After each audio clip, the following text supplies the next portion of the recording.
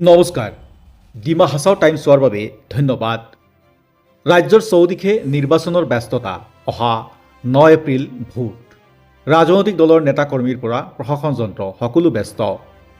গোটেই ব্যৱস্থা নিৰ্বাচনী প্ৰস্তুতিত লাগি আছে। লক্ষ্য এটাই, বাধাহীনভাৱে সাধাৰণ ৰাইজ গণতান্ত্ৰিক প্ৰক্ৰিয়াৰে চৰকাৰ গঠনত ভাগ ল'ব লাগে। একেই দৃশ্য ডিমা হাছাও জিলাত।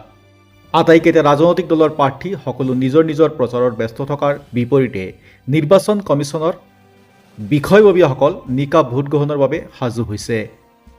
চহৰৰ বিভিন্ন প্ৰান্তৰ পৰা ৰাষ্ট্ৰীয় ঘাইপথত নিৰ্বাচনী কামত নিয়োজিত হৈছে ফ্লাইং স্কোৱাড বা ছাৰ্ভাইলেন্স টীম, সষ্টম নিৰাপত্তা বাহিনী। মুঠতে ভোট লৈ সম্পূৰ্ণ সাজু নিৰ্বাচন কমিছন। অপেক্ষা মাথো 9 এপ্ৰিলৰ।